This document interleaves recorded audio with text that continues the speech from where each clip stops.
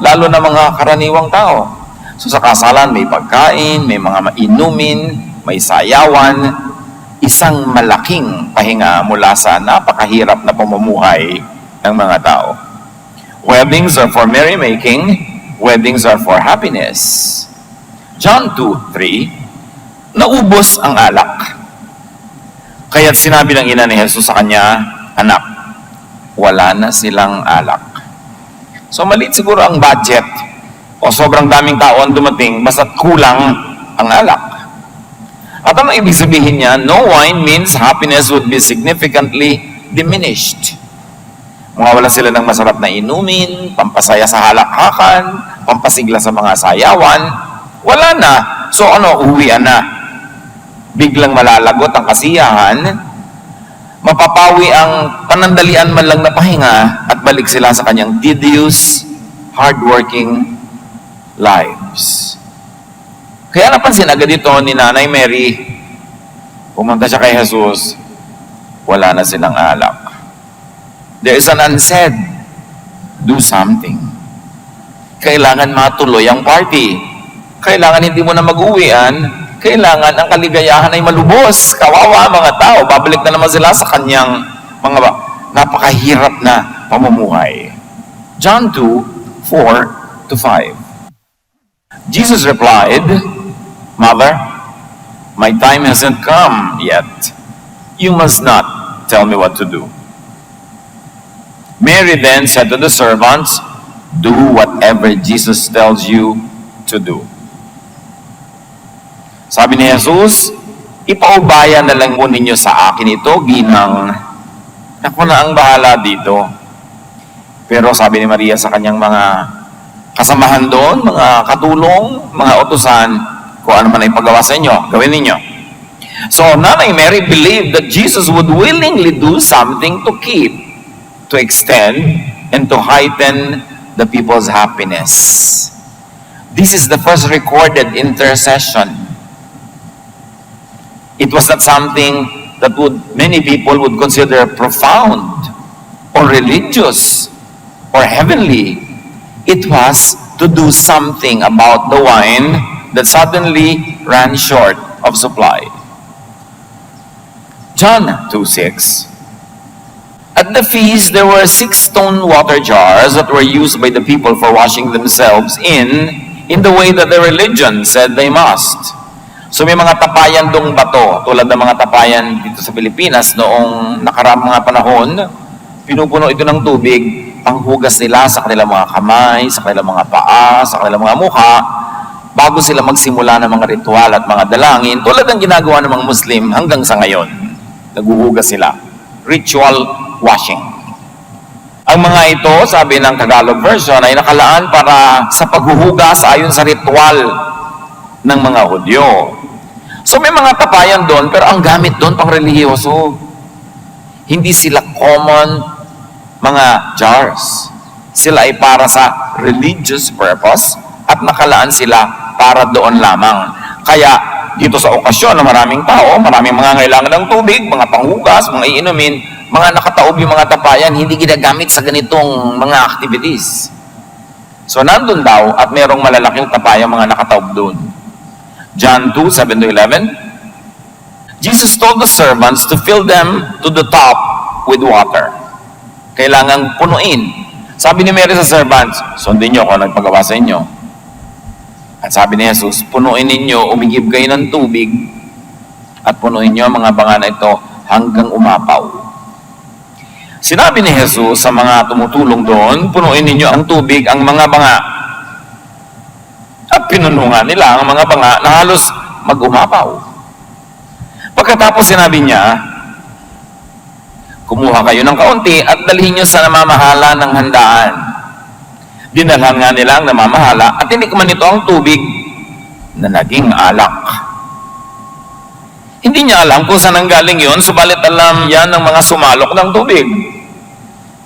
Kaya tinawag niya ang lalaki ikinasal at sinabi, masarap na alak ay unang inihahain. Kapag marami nang nainom ang mga tao, saka inihahain yung mababang uri. Ngunit sa huli ninyo nilabas ang masarap na alak. Sabi nitong Major Day, chief waiter,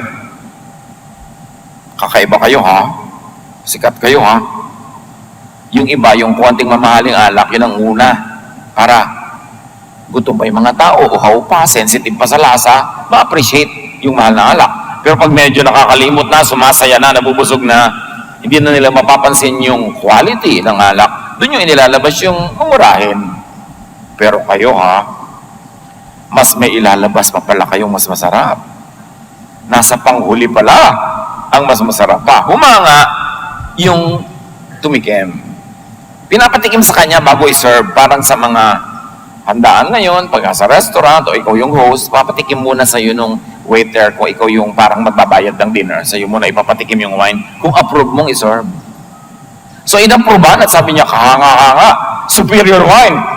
Hindi ako nakakita ng mga ganitong mga kagawian na saka pala may mas masarap pa. So in other words, the water that was turned into wine by Jesus was far superior to the original wine that was served.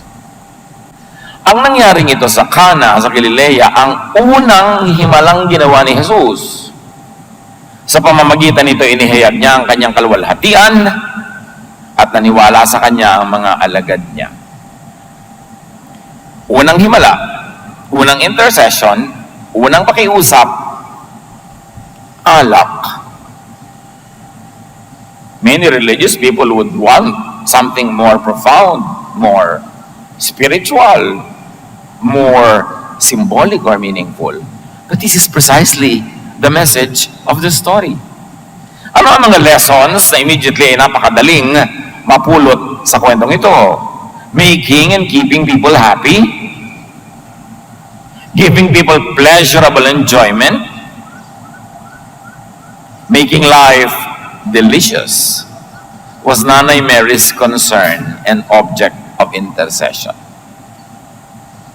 Hindi niya inilapit ang mga may kapansanan, ang mga lumpo, ang mga bulag.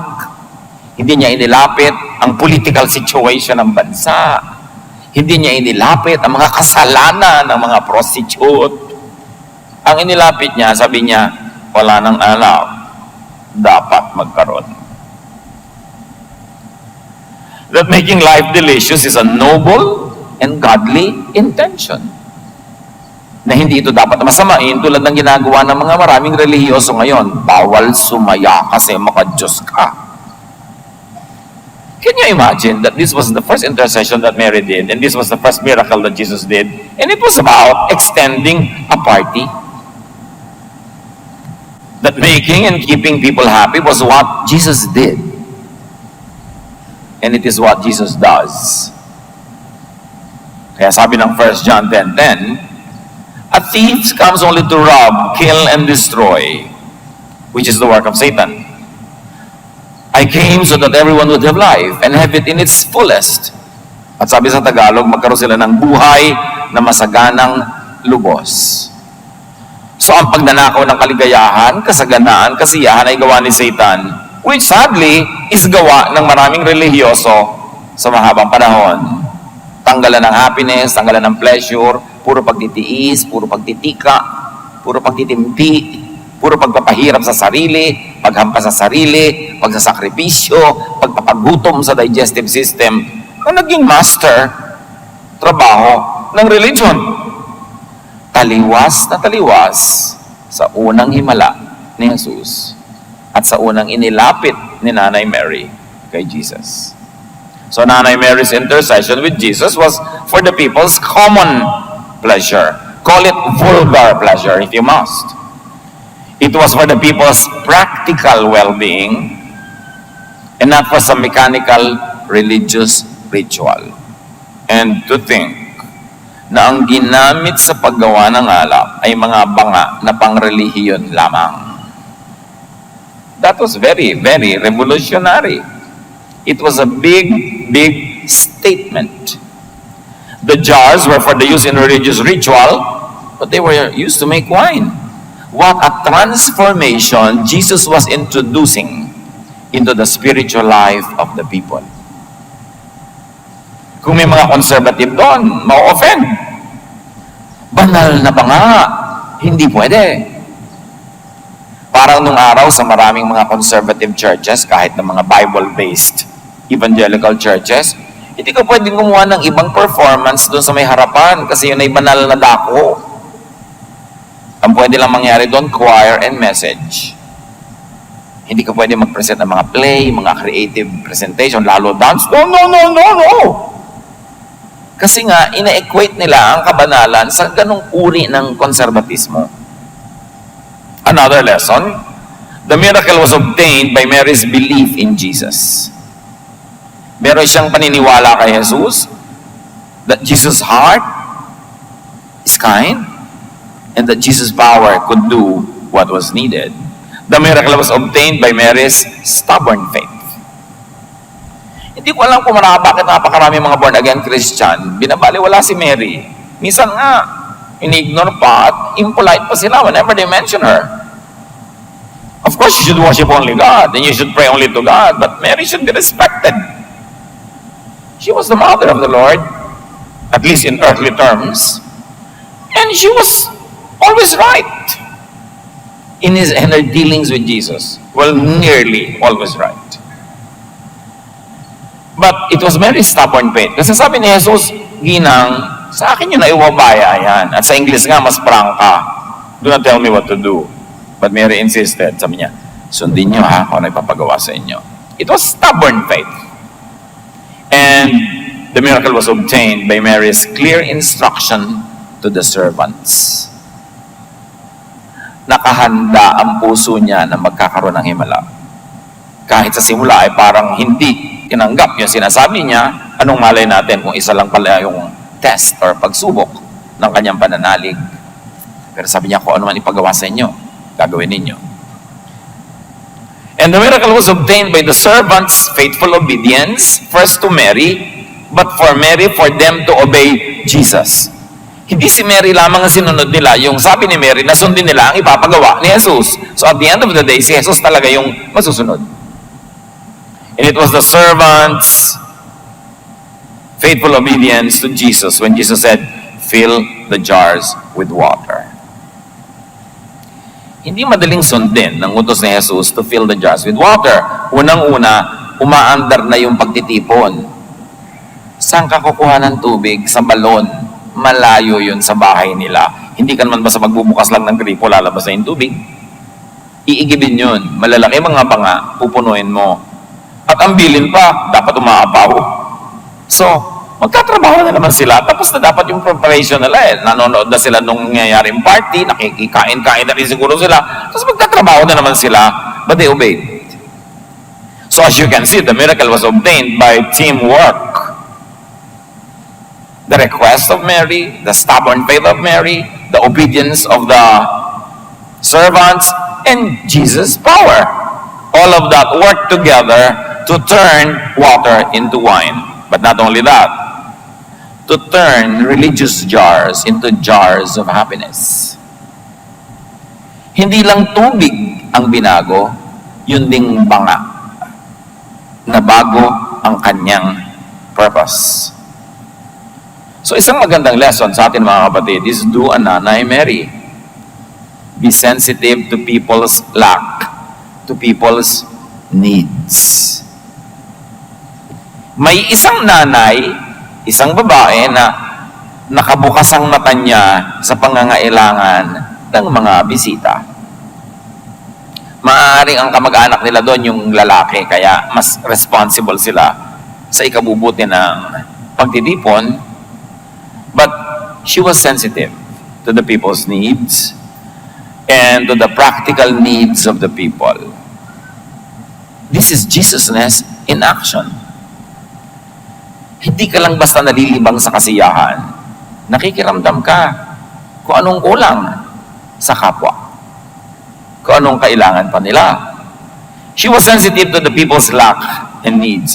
But these people here could be in our lives, could be others, like your neighbors, your co-workers, and your friends. Yun yung equivalent ng others noon. Dumalo sila sa pagtitipon, kasama natin sila ngayon sa ating buhay. Anong need nila? Sensitive ba tayo doon? O mga anak, anong need ng mga magulang nyo? Binibigyan nyo ba ng sustento? Regular ba? Sapat ba? Aba, makiramdam naman kayo. Anong need ng inyong biyanan? Hindi lang yung sarili nyong nanay, yung binan nyo rin. Dapat pinapakiramdaman nyo rin yan. Anong need ng inyong mga hipag, mga bayaw, ng ating mga katrabaho, mga manager? Anong need ng mga empleyado ninyo? Baka naman kayo lang may privilege, kayo lang may bakasyon, kayo lang may representation, tapos sila wala na. Ito yung tinuturo sa atin ng kwentong ito. Mary was sensitive to the needs of others. And others could be family, your partner, your child, your parent, yung kapatid mo. May need yan. At hindi naman lahat ng may need nakakapagsabi. Maraming makapal, pero mas maraming manipis pa rin. Hindi makapagsabi. Bago makapagsabi sa'yo, katakot-takot na kada time, mainit ba ulo? Nakatulog ba? Paikot-ikot pa? Aba, mahirap magpalakas ang loob para magsabi. Tapos pag nagsabi, tatanggihan mo pa. Yung nagsabi lang, dapat hindi na natin tinatanggihan. Don't let anyone go home empty-handed. Kung hindi mo man maibigay yung buong kailangan niya, magbigay ka ng konti. Humihiram sa'yo ng 3 million, sabi mo, alam mo, medyo kulang ang pondo ko. Oh, ito ang 10 pesos. Pang tricycle mo pa uwi, meron man lang, wag zero. And that people there could be you. Are you sensitive to your needs? O baka tayo ay in self-denial, kunwari walang need, kunwari masaya, malungkot naman pala, kunwari kontento, hindi naman pala. Tayo yun eh. Kaya ang kwento nalagay sa Biblia para pag-aralan natin, hindi para tayo mag-aaral ng history. This is current events. And that's how you make the Bible become alive. When you turn yourself into one of the characters, or some of those characters, and then make the story apply to your need, to your situation today. So ano ang kulang sa kanila na mga tao sa ating paligid? Ano kaya ang kulang at kailangan mo, kapatid? Bakit ito ang unang himala? Bakit ito ang unang intersection? The message is clear. Ang dapat inuuna ng mga relihiyoso hindi ritual, hindi jars for ritual, hindi legalism, hindi pagsikil sa kasiyahan. Ang dapat inuuna ng mga tunay na makadiyos ay ang kasiyahan ng kapwa. Lalo't ang kasiyahan na ito, hindi naman masama. Ang dapat inuuna ng tunay na makadiyos ay maging sensitive sa pangangailangan ng iba.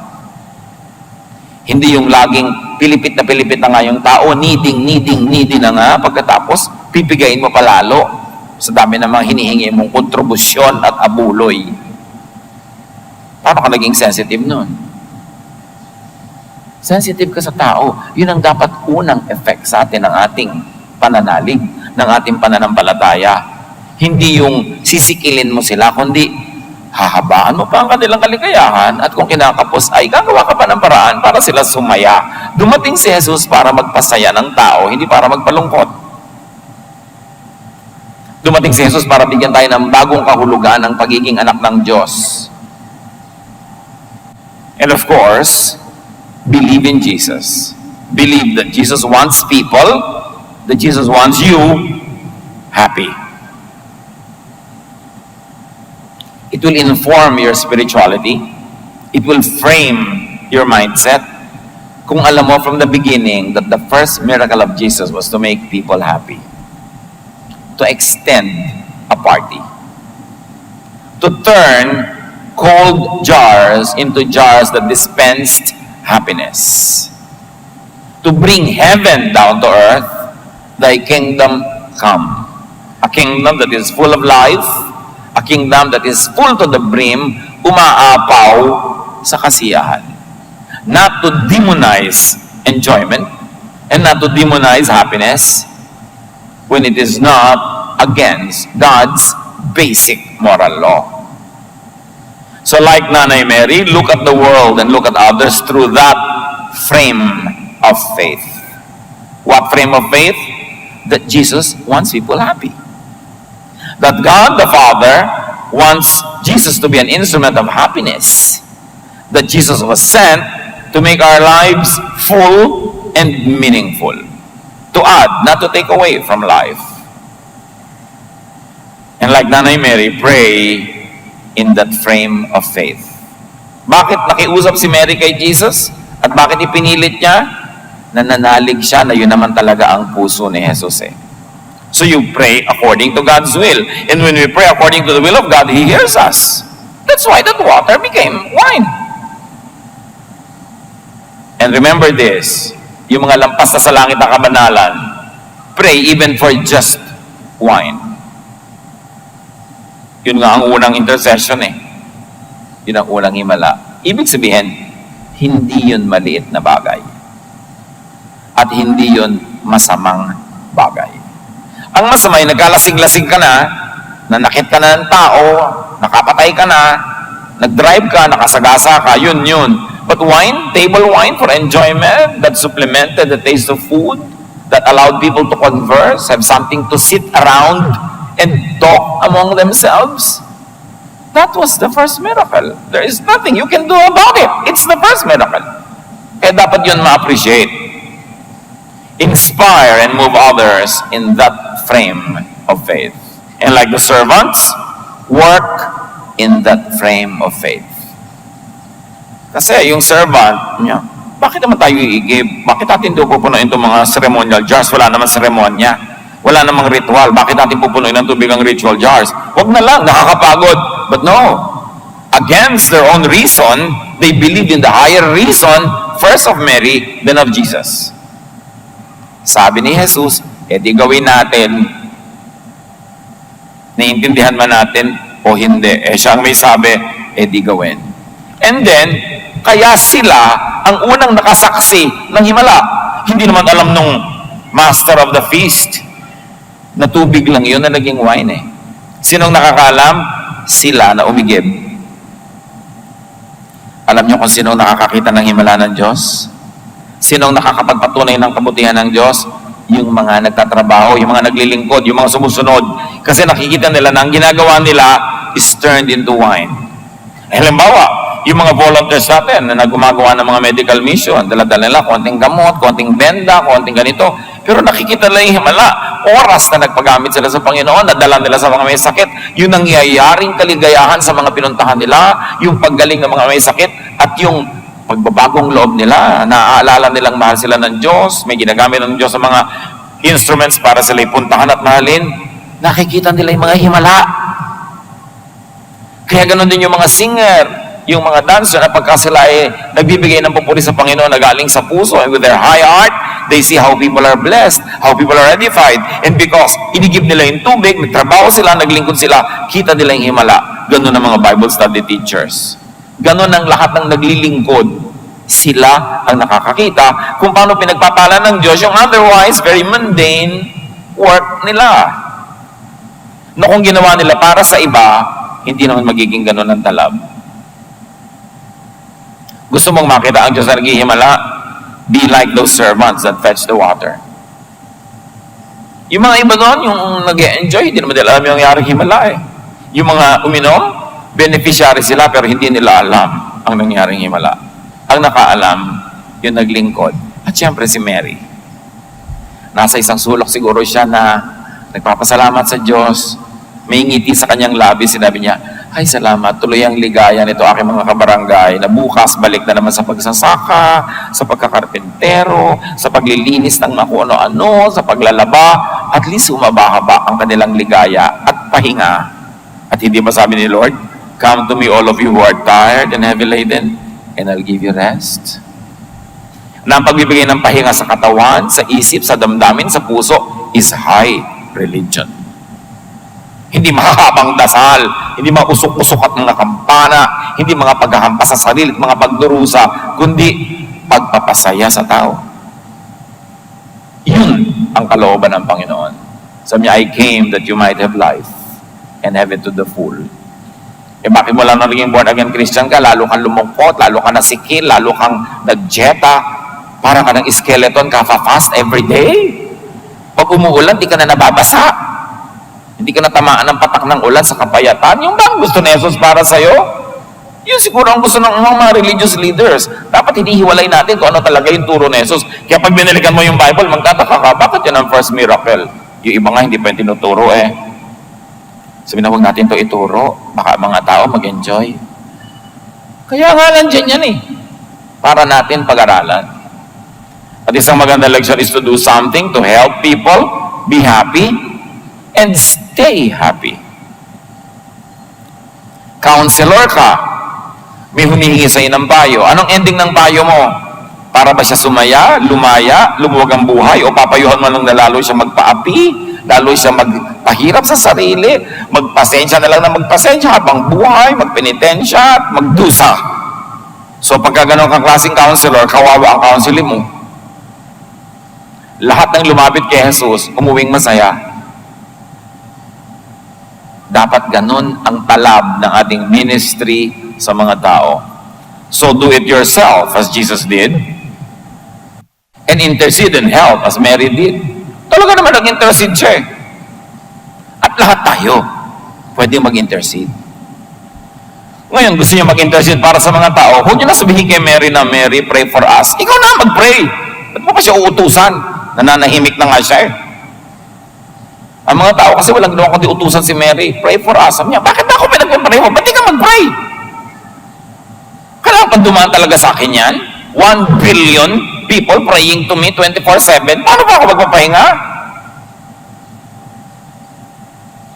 So kailangan tayo, ang gumawa ng ginawa ni Mary, huwag nating iutos sa kanya yung dapat ay ginagawa natin. Tayo ang mag-pray. Eh bakit po doon sa kwento? Eh wala ka naman doon sa kwento, kaya siya gumawa. Eh ngayon, buhay natin to, ikaw mag-pray. Ikaw mag-intercede. Ikaw maging sensitive. Do a Mary. Do not ask Mary to do it for you. And be an instrument as the servants did. Sayang ang religious jars, sayang ang religion kung hindi ito nagpapasaya. Yun ang mensahe ng mga jars na ginamit para sa kasiyahan. Hindi lang dapat nakataob yan dyan na walang laman.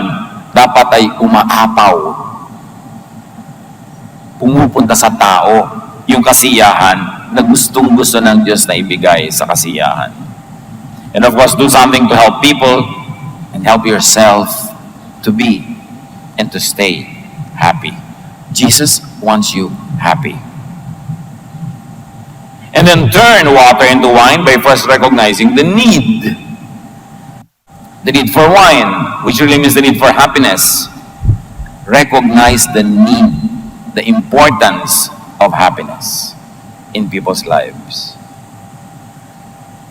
And turn water into wine by first being sensitive and kind to others and to yourself. Tayo, nasa iba't ibang kasalan.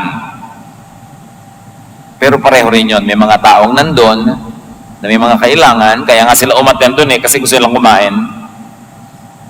Gusto nilang masyahan. Kaya nga nandiyan ang tao na bubuhay eh, para bigyan ng Diyos ng kasiyahan. Let's be a Mary, let's be an instrument, let's be the workers, so that people will enjoy such things.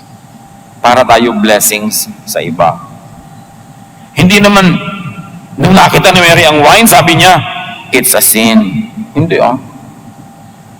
Sabi niya, wala nang wine, dapat dagdagan. And it's a great lesson. Baka naman mamaya, lasing-lasing na kayo dyan. Tapos sabi kasi ng pastor namin, yun. Hindi yun ang pinag-uusapang malasing. The wine is a symbol of enjoyment of anything. So, kung masarap na ulam yun, kung bagong labang kumot, ano man yun sa buhay nyo, pasarapin nyo yung buhay. Ang hirap-hirap namang humiga sa una na yung punda, nahihiwa ka na sa tiga sa dami ng dumi. Palambutin, lagyan ng pampabango. Yun ang wine ng iyong paghiga. Ang bahay, ayusin, lagyan ng mga palamuti na nakakapagpasaya. Pasayahin. Ang marriage nyo, mga kapatid na mga may asawa dyan, may mga partner dyan, pinapasayahan nyo ba? Baka tagal ng walang wine. Yung, ang tagal na. Wala na kayong kasiyahan, hindi na kayo wahalakhak. Puro na lang kayo trabaho everyday, inaatupag, hindi niyo na pinapasaya ang isa't isa. Tatandaan nyo ha, ang first miracle, was to make life more enjoyable. Sa bahay nyo ba, yun yung wedding ninyo, ha? Yun yung inyong reception. Sensitive ba kayo? Wala nang wine. May kinakain pa ba inyong mga anak? Minsan may mga magulang na saksakan ng batugan. Wala nang kinakain yung mga anak. Hindi na nga wine eh. Wala nang kanin. So sensitive ka. Meron tayong pananagutan sa isa't isa. In your neighborhood, pinapaganda nyo ba yan? O kasama kayo sa nagkakalat, kasama tayo sa nagpapark sa mali, nagpapasikip sa traffic. Sa church ba? May wine pa? Tinitignan ba? Ano kaya ang need ng church? Ano bang pwede kong idagdag dito? Kahit saan ka naroon, dapat para kang si Mary. Nagtitingin ka, ay walang ganito. Hindi reklamo ka ng reklamo. Ang gaspang-gaspang po ng toilet paper sa banyo, pastor. Eh di magdala ka ng malambot. Ikaw ang nakakita na walang wine, hindi magdala ka, gumawa ka ng paraan dyan. Hindi yung puro kareklamo sa buhay. Ganun tayo dapat sa ating mga pamilya, mga kaibigan, be a Mary. Sensitive. At inilapit niya yon. Not that Jesus was not aware of it, but the story has it that somebody, a human being, will be sensitive to the need of another human being and will bring it to the attention of the divine. Not that the divine does not know it, but the divine wants to bless us through other people who intercede for us. So that we develop a chain of relationship, interrelation, needing one another, being happy together. Yun ang fellowship. Saan man kayo pupunta, tingnan nyo kung paano nyo mapapaganda, mapapasaya. Dadalaw kayo sa may sakit, lalo't may pera kayo. Alam nyo lalo na kapos, dumaan muna kayo sa kaheran ng ospital. Magkano na po ang balance as of this minute ni ganitong pasyente? Babayaran ko na po. At pagpasok mo doon sa kwarto, ang dala-dala mo resibo. Bayad na kayo up to today. Di ba ang saya na dala-dala? Kesa kung isang bulaklak na nakakahika. May dala ka o kaya binayaran mo ng konti. Kasi kayang-kaya natin gawin yun. Minsan hindi lang tayo sensitive. Hindi lang natin naiisip na dapat gawin. Pupunta ka sa mga lamay, magdala ka ng 20 siopaw. Kahit man lang konti, may maipakain doon. Huwag naman isang balding biskwet kasi nakakauhaw kainin yun. Pero kung yun na na-afford mo, pwede rin.